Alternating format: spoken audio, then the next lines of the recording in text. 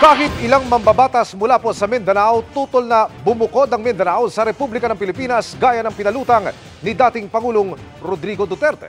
Dagdag naman ang isang dating maestrado, walang probisyon sa konstitusyon para payagan ng ganyan. Nakatutok sina Tina Panganiban Perez at Chino Gaston. Marami nang nagsulong ng paghiwalay ng Mindanao sa Pilipinas. Kabilang ang konvensyon na ito noong April 25, 1986 na dinaluhan ng 500 political, civic at professional leaders sa Cagayan de Oro kung saan pinag-usapan ang magiging konstitusyon ng panukalang Mindanao Federal Republic.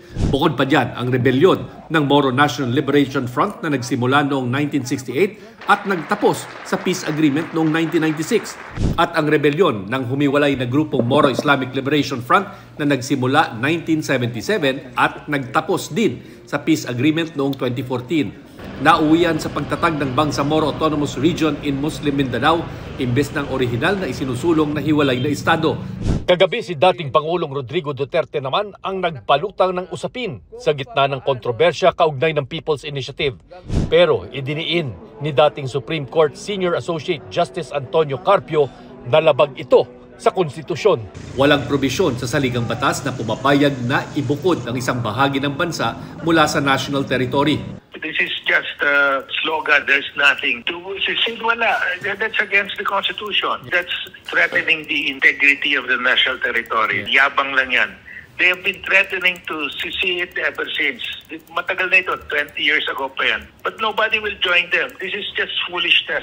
Kabilang sa ikinatuwiran noon ng ilang nagsulong ng secession ay ang kakayahan daw ng Mindanao na mabuhay kahit walang suporta ng national government. Noong 2022, 17% ng kabuuang kita mula sa produkto at serbisyo sa bansa o GDP ay galing sa Mindanao.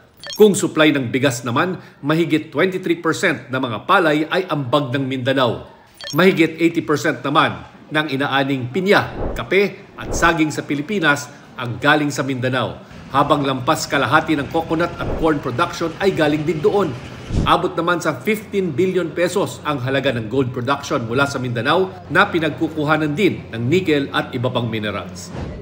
Sabi ni Davao del Norte 1st District Representative Pantaleon Alvarez na kabilang sa nagsusulong ng paghiwalay ng Mindanao, matagal nang napabayaan ang Mindanao kaya panahon na para mangyari ito. Katulad ng ginagawa ng mga nagsusulong ng pag-amyenda sa saligang batas sa pamamagitan ng People's Initiative. Hindi madaling gawin ito, mahirap din dahil gagawin namin ito ng maayos. Walang gulo, definitely. Gagawin namin kailangan kahit na mahirap gawin yung ikutan yung buong Mindanao para ipaliwanag sa lahat ng mga tiga Mindanao kung bakit namin ginagawa ito at bakit namin gagawin ito.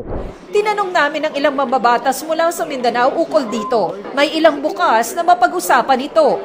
Do sa punto na secession o i-separate natin, teka muna, ako personally gusto kong pag-aralan. Gusto kong tingnan kung if it's really worth it. May ilan naman ngayon pa lang nagsabi ng hindi sila payag dito. Ayaw namin humiwalay. The last time we checked, according to DBM, yung isang distrito nga, 51 billion pesos.